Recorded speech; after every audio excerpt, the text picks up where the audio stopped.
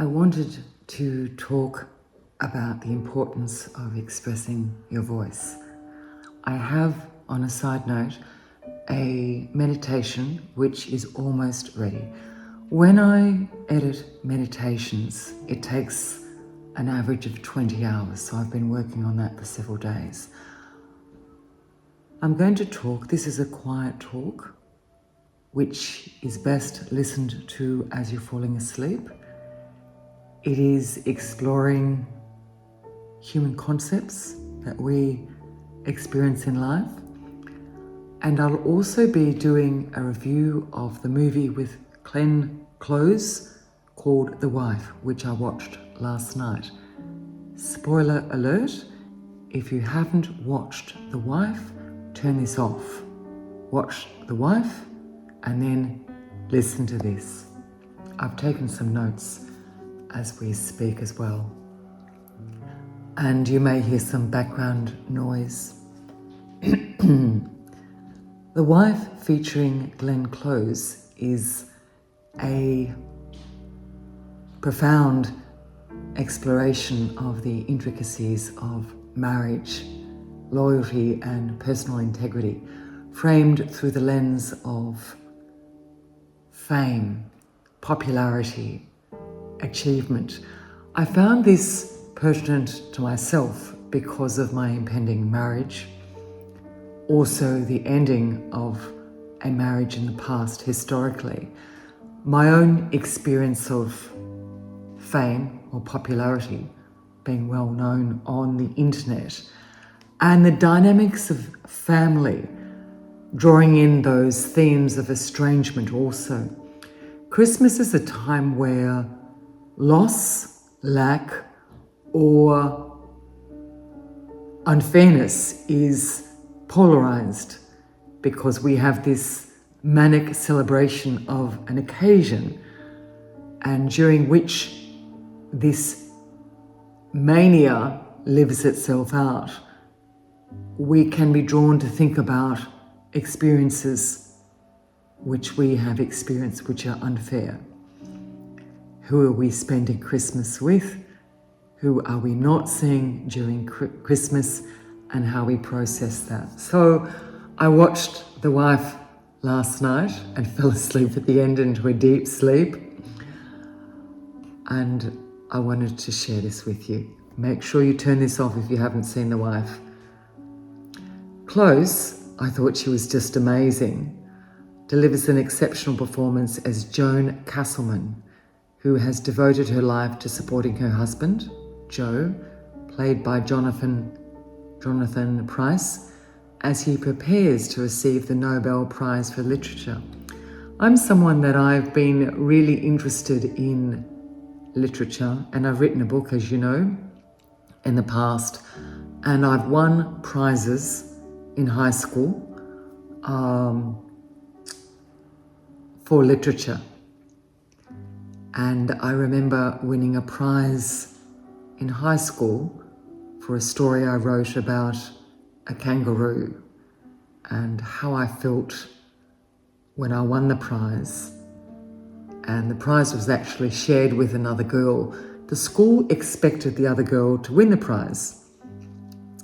And then, for whatever reason, the prize was shared by both of us. And how I felt as a child who struggled with learning for a number of reasons, how I felt at that time. So this made me think of that as well, or provoked me to think of that.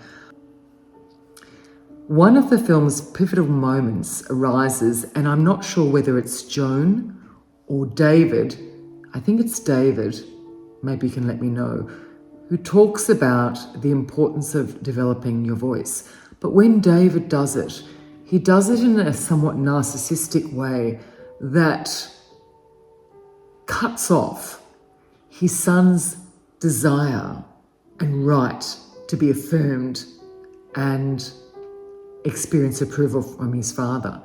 Yes, we do develop our voice over life through the experiences we have, but it is also important, as Joan says, that we experience approval.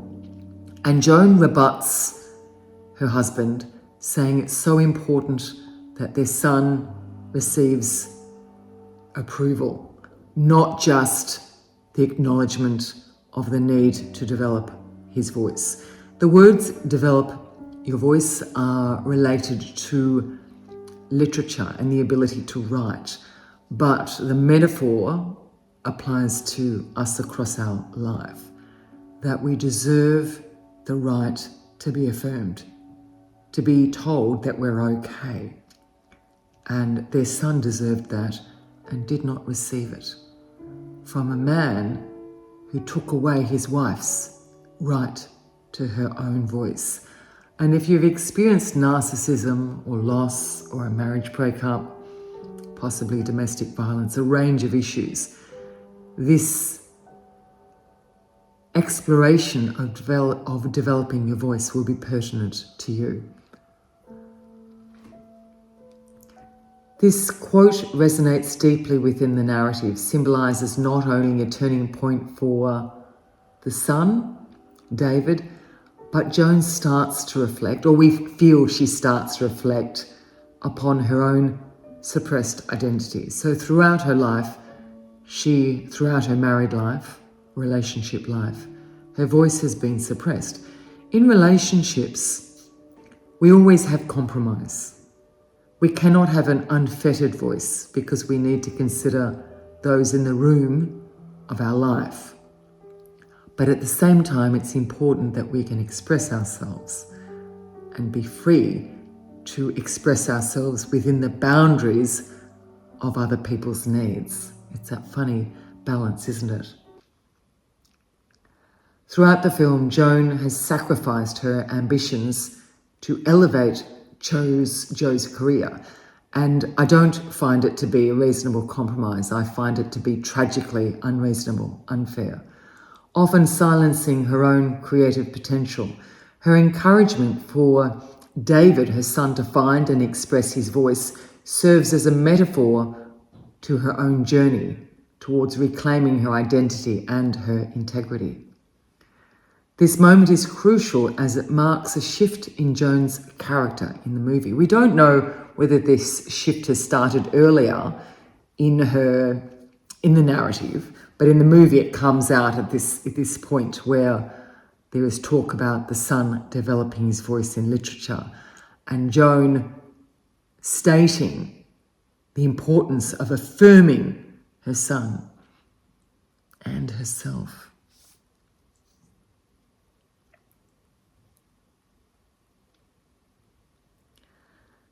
This moment underscores the film's central themes of loyalty and commitment, revealing how these concepts can sometimes lead to the erosion of personal integrity.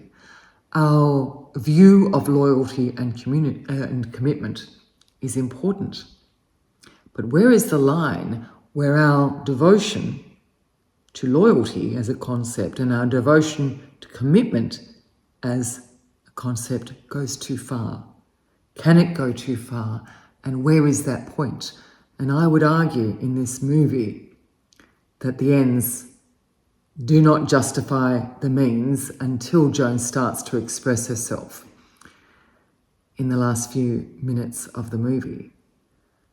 I find her husband's infidelities repugnant, disgusting, and absolutely soul-destroying. I'd love to hear what you think.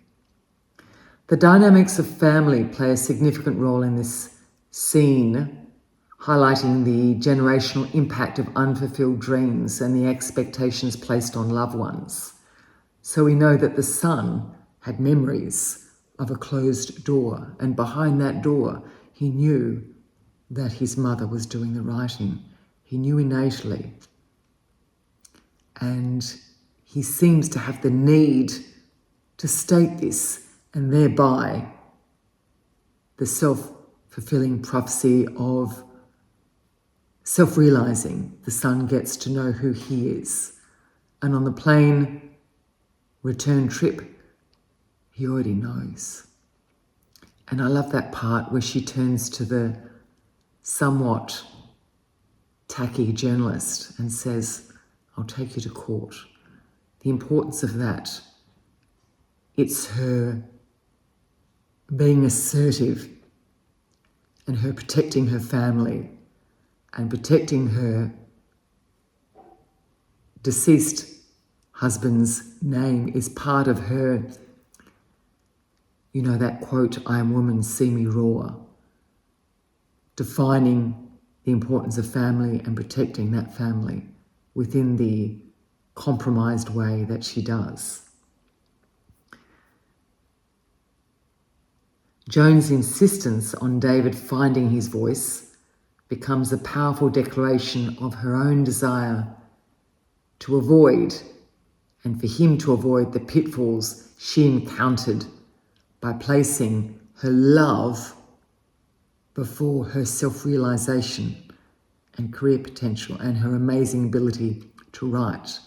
I love that part where the tacky journalist interviews her and states that he's interviewed her husband's ex-wife, and the ex-wife comments on how the husband's writing suddenly got a lot better. It's very interesting. This movie also emphasises the importance of authenticity in relationships, showcasing how personal integrity can influence the next generation. So we look at the topic of generational trauma as well. It's a very interesting topic, and I can't speak about your experience of trauma because it's all unique. But sometimes we think we're taking the right path, and this is pertinent to my path.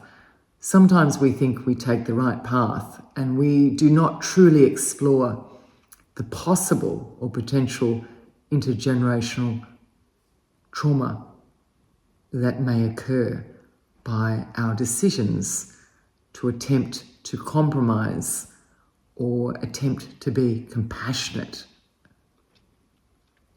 Overall, The Wife is a thought-provoking film that beautifully captures the emotional weight of its characters' journeys and the interesting interplay between these characters, and how this throws up the dance of morality and ethics and the interplay of what is morality. And we really question at different parts of the movie if something is moral or immoral. I find that fascinating. Glenn Close's portrayal of Joan is nothing short of remarkable, providing a nuanced exploration of the complexities of marriage and the sacrifices that often accompany love. And then we can look at the definition of love. And her love, in many ways, was unconditional. Is that the right journey? Was it the right journey for herself as a mother? We could say retrospectively, no, yet we admire her character and agree with her character. Her character really resonates with me. And I know a couple of clients who may be watching this, it is likely to resonate with them as well. The quote about developing one's voice ultimately encapsulates the essence of Joan's struggle that she says to her husband. Let David develop his voice when her own voice has been stifled. And when she realises her own voice has been stifled, she has the ability to foster and further nurture her son's voice by letting him out of the car, by letting him do what he wants, by letting him acknowledging why he's holding the vase up when the vase is about to break. That is a metaphor for what he knows innately his mother is doing. In some ways, her soul is about to break because the greatest lie in that family is the accepting of the Nobel Prize. And it is at that moment that she walks out and decides that is enough. She doesn't need the notoriety, the public notoriety. She was caring about her son, and through caring about her son, she realised the importance of assertion. It was just amazing. This moment not only highlights the importance of self-expression, but also serves as a catalyst for Joan's own awakening. The look on Joan's face as her husband not only accepted the Nobel Prize, but then continued to give the speech that Joan asked him not to give. He wanted to appear as the good person in every way, while he actually was not the good person. His intentions were not acceptable. They were deeply distressing and repugnant. And we think about the drama of life and the interplay of family, that we may love somebody in our family and this person has done good and this person has done things that are not so good, not so well intended, yet we still love. Or we may have a deal-breaking moment in family or with friends. That life is complex, and when we tend to polarize relationships, we polarize and simplify our ability to unpack life. That life is truly raw in its complexity, in its mania, in its unpredictability, in its tragedy. And I think of Shakespeare and I think of King Lear, and also Romeo and Juliet here. That life is truly complex, and its raw beauty unfolds when we choose to look at the complexity as Joan does. It was just beautiful. My meditation will be up soon. I do want to do something on New Year's Eve, goal setting, so please let me know if you would like to hear a quiet talk about goal setting. Thinking of you, let's allow life to be complex in its pain, in its joy, in its affirmation, and in its tragedy. Let's appreciate the moment. Merry Christmas.